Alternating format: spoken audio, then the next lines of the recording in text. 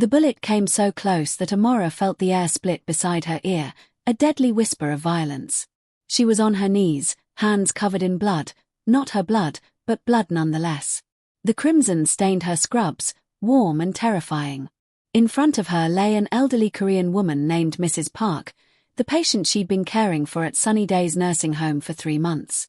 The woman was having a heart attack, and Amara was desperately trying to remember her CPR training while chaos erupted in the hallway outside. Shouting. Screaming. The unmistakable sound of gunfire echoing off sterile walls. "Stay down," someone yelled, and a tall shadow fell across the doorway like death itself approaching. The man who entered was unlike anything Amara had ever seen. He moved like death itself, fluid, precise, lethal.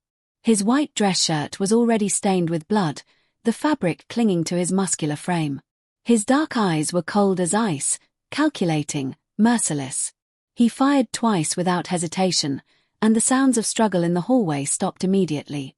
Then his eyes landed on her, kneeling on the floor, her hand still on his mother's chest, refusing to stop CPR even as bullets flew around them. "Don't stop," he commanded, his voice a low rumble that somehow cut through all the chaos. Despite the violence surrounding them, the gunfire outside intensified, then stopped abruptly. Paramedics rushed in moments later, their faces pale with fear and adrenaline. Amara finally released Mrs. Park to their care, gasping for breath, her arms trembling from exertion and terror. The man, the one who'd saved them, stood covered in blood, staring at Amara with an intensity that made her feel like he was looking directly into her soul. His gaze was penetrating, seeing everything she tried to hide.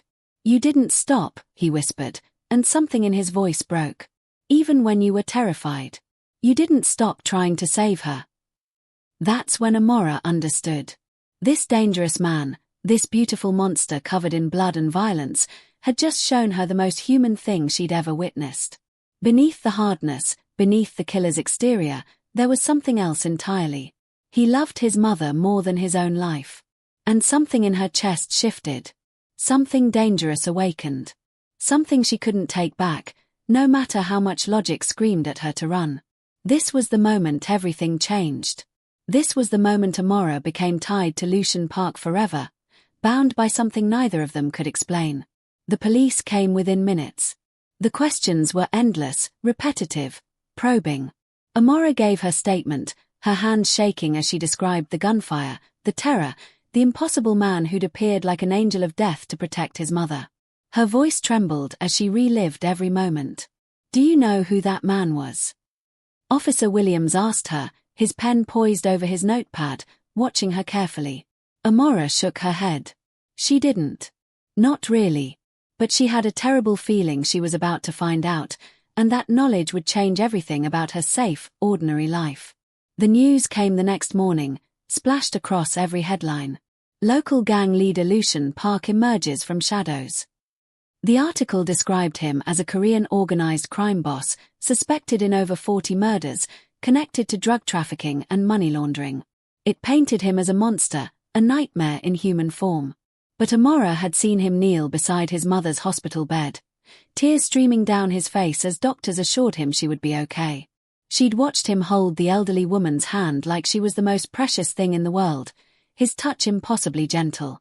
"You're making a mistake," Mrs. Park told her when Amara visited her in the hospital.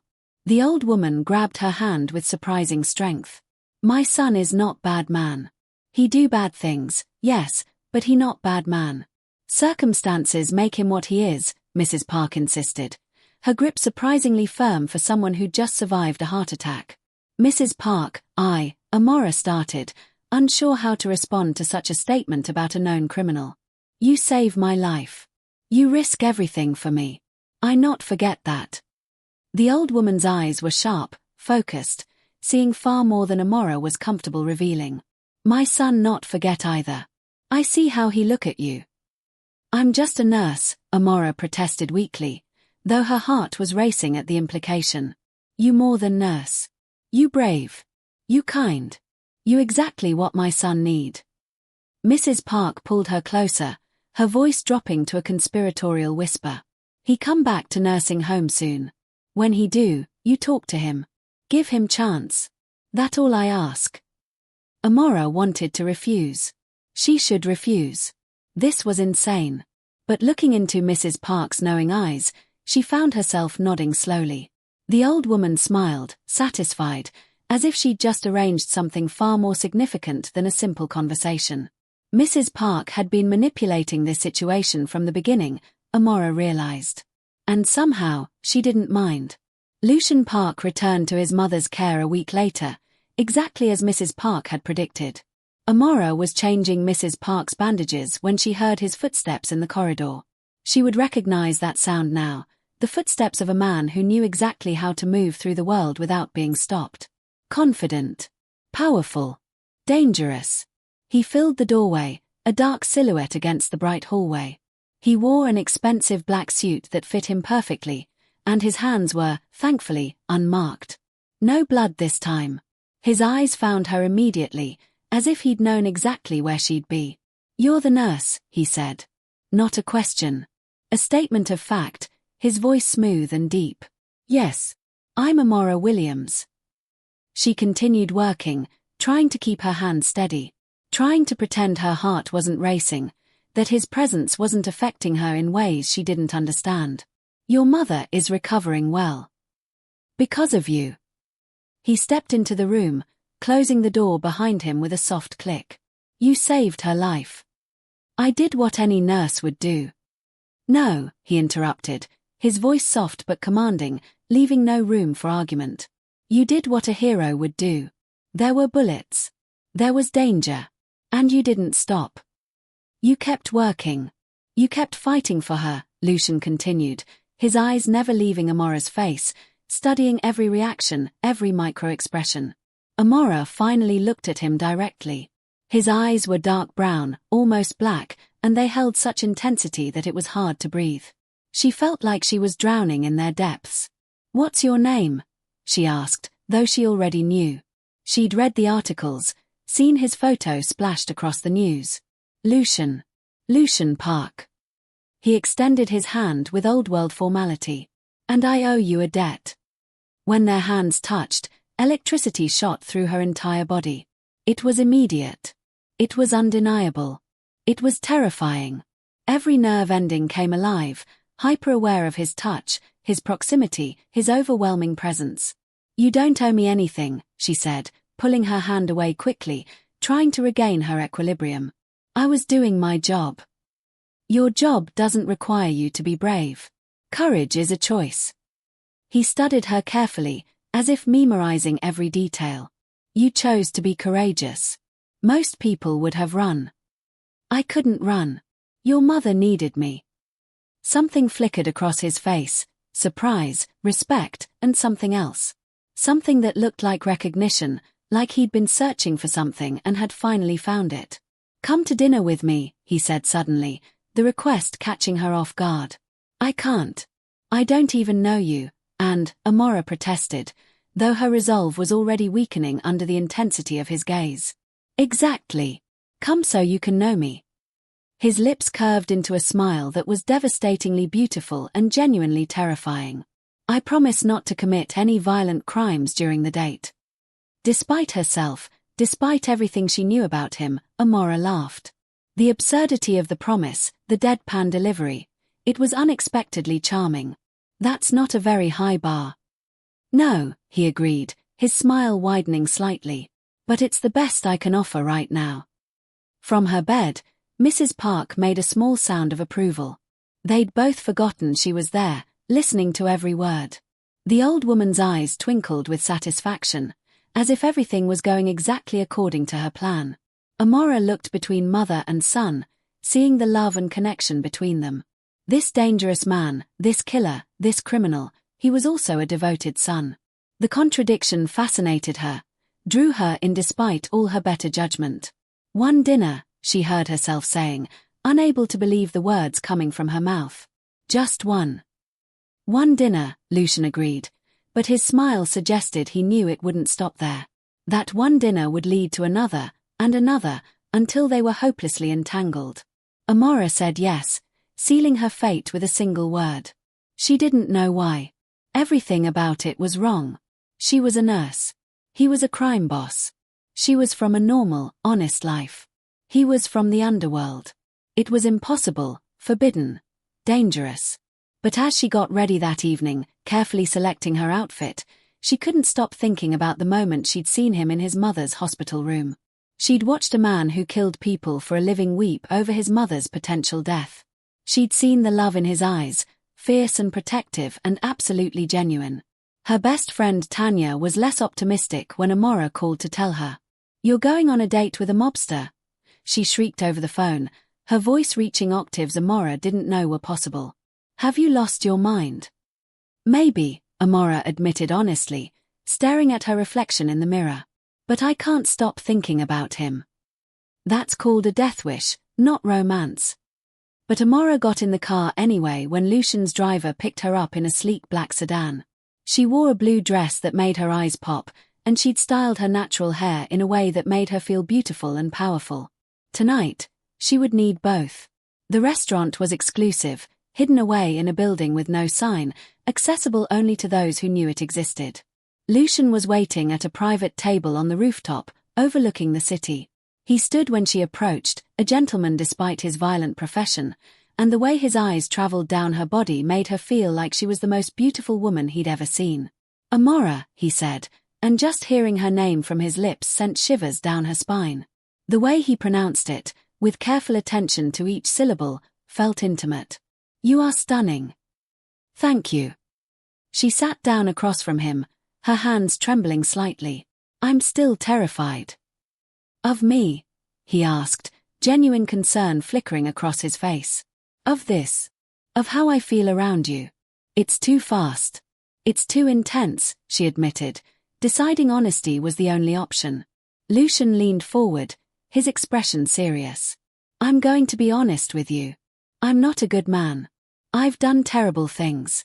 But I'm going to be completely honest with you about everything, because you deserve the truth." He paused, letting his words sink in. "And because my mother already told me that if I hurt you, she will disown me." Amara burst out laughing despite her nervousness. "She said that." "She absolutely said that. In Korean, while I was holding her hand in the hospital." They talked for hours, losing track of time as the city lights sparkled below them. Lucian told her about his life, his father who'd been a crime boss before him, his mother who'd brought him to America to escape that world, his impossible choice to enter the very business she'd tried to protect him from. He explained that he'd built his organization to be different, better, more controlled. That he was trying to transition into legitimate business while managing the consequences of his past. "I can't promise you safety," he said as the evening came to an end, his voice heavy with regret. "Being with me means being in danger." "Then I guess we're both taking our chances," she replied, surprising herself with her own courage. They became inseparable after that night. Lucian would pick her up after her shifts, and they'd drive through the city talking about everything. Their dreams, their fears, their pasts. She learned that he was brilliant, that he read constantly, that he loved classical music and could quote poetry. She learned that his hardness was armor, protection against a world that had shown him cruelty from childhood. He learned that she was stronger than she believed, that she'd given up her scholarship to care for her ailing mother, that she worked 2 jobs because she believed everyone deserved respect and care. "You're wasted in that nursing home," he said one night as they sat on his penthouse balcony, overlooking the city that never slept. "You should be running a hospital. You should be leading research. You should be." "I'm happy where I am," she interrupted gently but firmly. "Those people need me. That matters." "It does," he agreed, reaching for her hand. "It does matter. It's just that you matter too. You deserve so much more."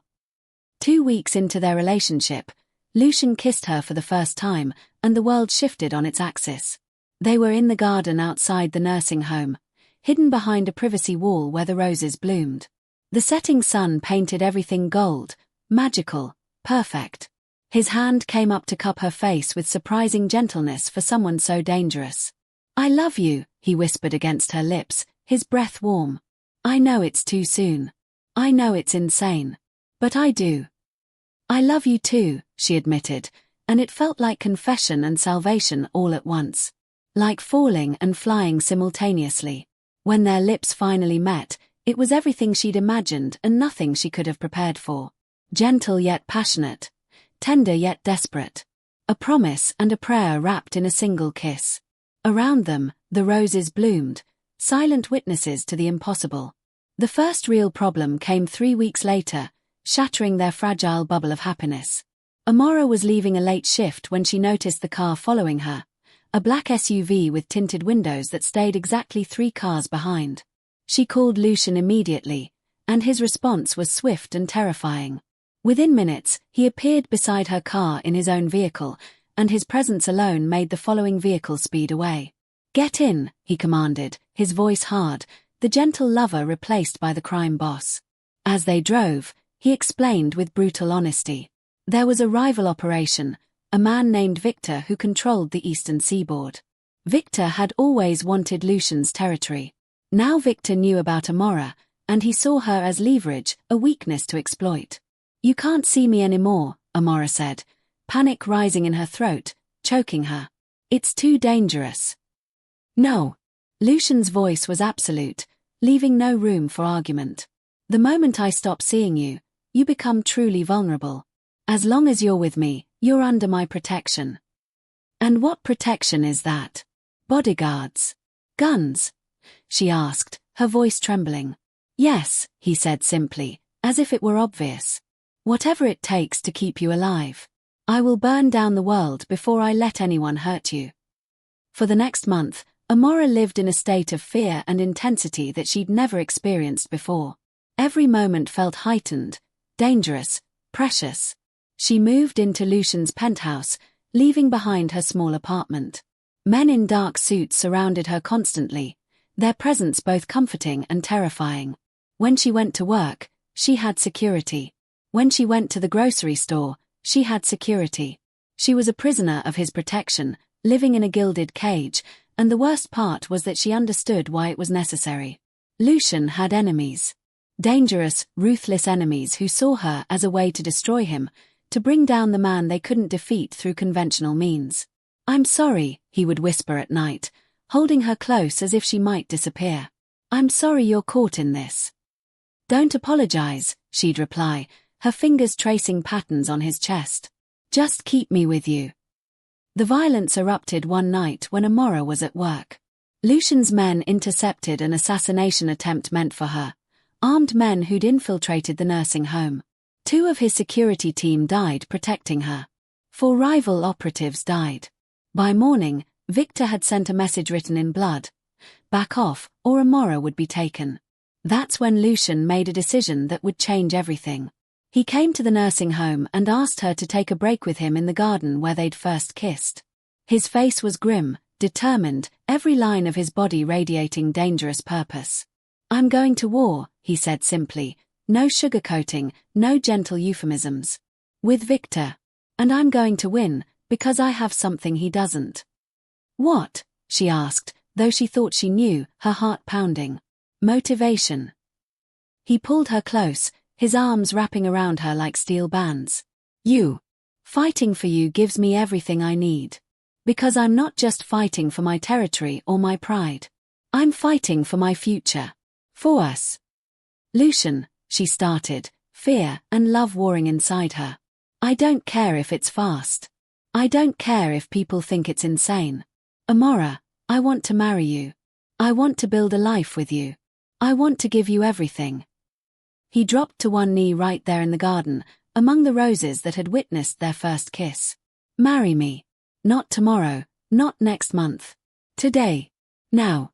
As soon as we can." She said yes before he even finished speaking, tears streaming down her face. Yes to him, yes to this dangerous life, yes to everything. Because loving him meant accepting all of it, the danger, the violence, the impossible choices. The battle with Victor was swift and brutal, a hurricane of violence that left bodies in its wake. Lucian's organization was larger, more disciplined, and more motivated. His men fought with the ferociousness of those protecting something precious. Within 2 weeks, Victor's operation had collapsed like a house of cards. The man himself disappeared, probably dead, though Lucian never confirmed it, never spoke of what happened that final night. But the cost was high. 7 of Lucian's men were killed, good men with families, with futures that would never come. Lucian himself was shot twice, though the wounds were not serious, one grazing his shoulder, another embedding in his side. Amara barely left his side as he recovered, her nursing skills finally useful in this violent world. She nursed him with the same dedication she showed to all her patients, but this was different. This was love, fierce and protective and absolute. "It's over," he told her as she changed his bandages one evening. "Victor is gone. You're safe now." "We're safe," she corrected, pressing a gentle kiss to his forehead. "Both of us." He pulled her down beside him on the bed, careful of his injuries, and held her close. "I will never let anyone threaten you again. Never." "I know," she whispered, believing him absolutely. They were married at City Hall with his mother as their only witness, a small ceremony that felt more sacred than any grand event. No white dress. No grand ceremony. Just Amara in a pale gold dress that shimmered like sunlight, Lucian in an expensive suit despite his healing injuries, and Mrs. Park crying happy tears that wouldn't stop flowing. "Finally," the old woman kept saying, dabbing at her eyes with a handkerchief. "Finally you give me daughter." After they signed the papers, making it official and legal, Lucian pulled Amara into his arms with surprising tenderness. "Hello, Mrs. Park," he whispered, and she'd never heard him sound so vulnerable, so completely human. "Hello, husband," she replied, testing out the word, loving how it sounded. Mrs. Park beamed at them both, looking impossibly pleased with herself. "I told you," she said to Lucian in Korean, then switching to English for Amara's benefit. "I told you she was right one. Mother always know." "You were right, Ioma," Lucian agreed, using the Korean word for mother that he rarely spoke. "You were always right." They took photos outside City Hall, Amara laughing as Lucian spun her around, her dress billowing like gold silk. For one perfect moment, they were just two people in love, not a nurse and a crime boss. For 1 week, they disappeared to a private island that Lucian owned, a paradise hidden from the world. There was no danger there. No enemies. No violence. No responsibilities or obligations. Just the two of them, learning each other, building something new from the foundation they'd laid. They made love on white sand beaches under stars that seemed impossibly bright. They danced under those same stars to music only they could hear. They talked about futures that actually seemed possible now, dreams that felt within reach. "I'm getting out," Lucian told her on their last night, as they sat on the beach watching the sunset paint the sky in impossible colors. "Completely. I'm transferring everything to legitimate business. I'm done with that life." "You can do that?" Amara asked, hope blooming in her chest like those roses in the garden. "With you, I can do anything," he replied, and she believed him. "You make me want to be better. You make me believe I can be better." She kissed him then, salt and sweetness, promise and hope. "We'll do it together," she whispered. "Everything. Together." The waves crashed against the shore, washing away the past, bringing in the future. And for the first time, Lucian Park believed in redemption. Over the next 6 months, Lucian systematically exited his criminal empire with the same ruthless efficiency he'd used to build it. He partnered with legitimate businessmen who asked no questions about his past. He reinvested his illegal profits into legal ventures, real estate, tech startups, import-export businesses. He donated millions to charities, hospitals, schools, his mother's nursing home. He was quietly, deliberately becoming one of the most respected philanthropists in the city. His mother was thrilled, practically glowing with pride every time Amara visited her at the nursing home. "I always knew," Mrs. Park said, gripping Amara's hand with surprising strength. "I always knew he'd choose love over everything. I just had to find him the right woman." "You manipulated this whole thing," Amara laughed, but there was no accusation in her voice, only affection. "You set this up from the beginning, didn't you?" "Not manipulate. Guide," Mrs. Park corrected with a sly smile. "Mother's prerogative. I see my son, I see you, I know. Sometimes love needs little push." Amara hugged the old woman, grateful for her meddling, her wisdom, her love. "Thank you," she whispered, "for giving me him." "No, dear," Mrs. Park replied. "Thank you for saving my son.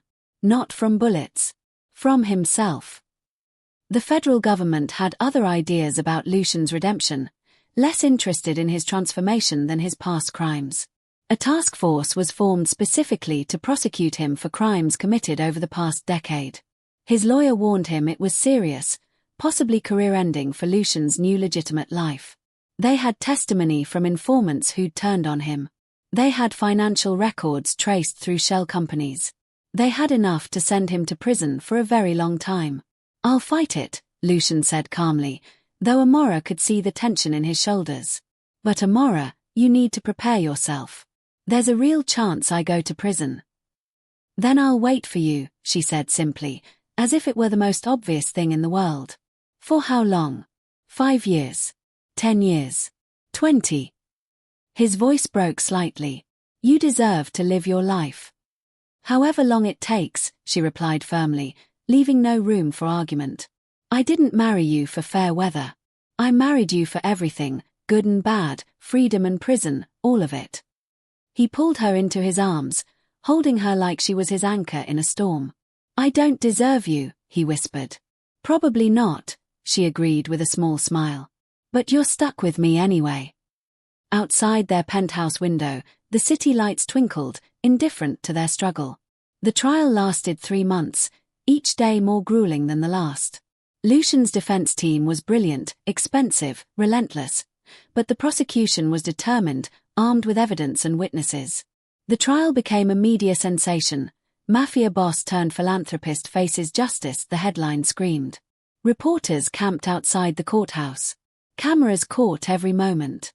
Amara attended every single day, sitting in the back of the courtroom in her nurse's scrubs when she came straight from work, her presence a constant reminder of what Lucian was fighting for. She watched her husband sit stoically through testimony after testimony. She watched as former associates described crimes in graphic detail. She watched as prosecutors painted him as an irredeemable monster. And every day, when he looked back at her, she smiled, a silent promise that she was there, that she wasn't leaving, that she still believed in him. In the end, he took a plea deal. 5 years in minimum security federal prison in exchange for testimony against other crime bosses, for helping dismantle the very empire he'd once helped build. It was the best outcome possible given the evidence, but it was still devastating. 5 years. 1,825 days. An eternity and nothing at all. "I'll be here," Amara told him when the deal was finalized. "I'll be here when you come home." The night before Lucian went to prison, they made love like it was the end of the world, desperate and tender and heartbreaking all at once.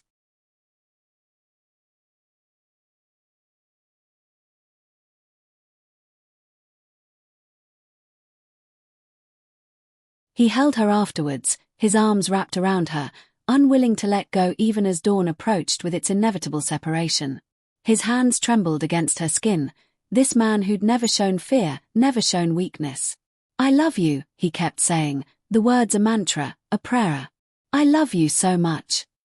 "I love you too," she replied, her own tears soaking into his shoulder. "And I'm going to be waiting when you get out. Every single day, I'll be waiting. You should live your life. Go out. Find happiness. Don't wait for me," he said, but his arms tightened, contradicting his words. "Stop." She placed a finger on his lips, silencing him.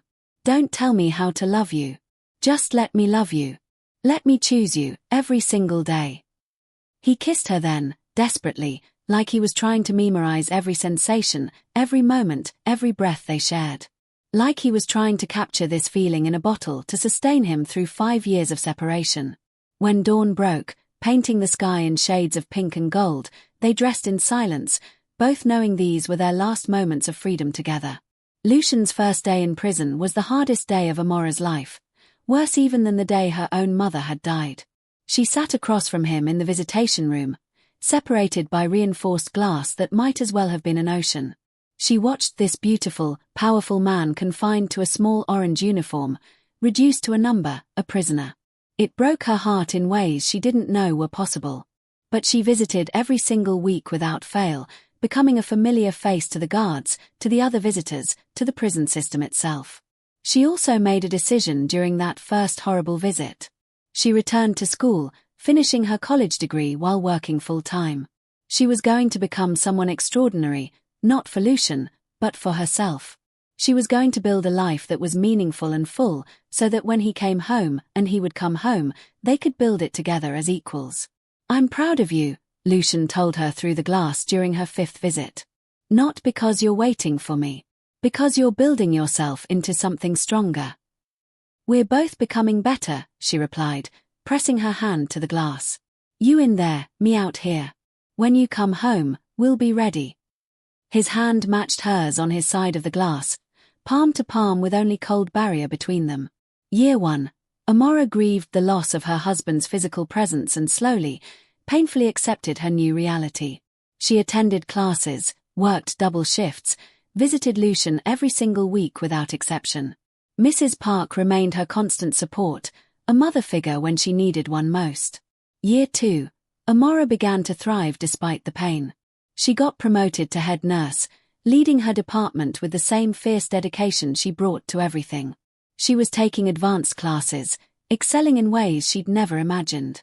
She was becoming the woman she'd always had the potential to be. Year 3. Lucian called her from prison and told her he was proud of her, his voice thick with emotion through the crackling phone line. Not because she was waiting for him, but because she was building herself into something stronger, something magnificent. Year 4. Mrs. Park passed away peacefully, with Amara holding her hand, whispering words of love and gratitude. In her will, the old woman left everything to Amara, declaring her the daughter she'd always wanted.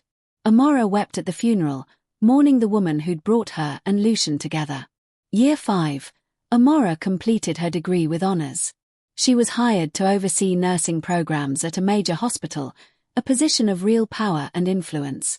She was a success. And then, on a cold morning in January, she got the call. Amara arrived at the prison gates before dawn, unable to sleep, unable to wait even one more minute. She wore a blue dress, the same color as the dress she'd worn on their first date 5 years ago. She'd done her hair carefully, practiced what she would say 1,000 times, and forgotten it all the moment she saw him walking through those gates. He looked different. Harder. Older. Lines around his eyes that hadn't been there before. But when his eyes found her standing there in the early morning light, they softened, and he became himself again. Her Lucian, her husband, her love. He ran to her, and she ran to him, and they collided in an embrace that felt like coming home, like breathing after drowning, like light after endless darkness. "I love you," he said into her hair, his voice breaking, his body shaking against hers. "I love you too," she replied, holding him as tightly as she could. "Welcome home." They went to the house Lucian had purchased years ago but never lived in, a beautiful Victorian with a garden full of roses. It was perfect, full of light, exactly the kind of place where two people could build a life together. For the first time in 5 years, they were home. Together. Free. And the rest of the world could wait. 5 years after Lucian's release, they stood together in their beautiful home, watching their 3 children play in the yard where roses bloomed year-round. Aria was now 6, dark-haired and serious like her father. Adrian was 4, with his mother's warm smile. And baby Ella was 1, giggling as she toddled after her siblings, both hands reaching for everything. Lucian wrapped his arms around his wife from behind, pulling her close, his chin resting on her shoulder. "Do you regret it?" he asked quietly, a question he'd asked before but needed to hear again. "Choosing me. Waiting for me. Building this life with someone like me."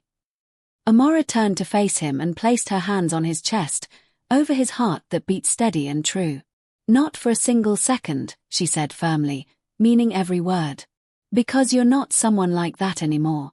You're someone I love more than I thought possible. You're someone who showed me that redemption is real. That love can change you. That the worst person can become the best man." He kissed her then, and from the yard, their children cheered, Aria making exaggerated kissing noises while Adrian laughed. Mrs. Park had been right all along. Love wasn't about finding someone perfect. It was about finding someone you were willing to fight for, to wait for, to build something extraordinary with. They'd found each other. And that was everything.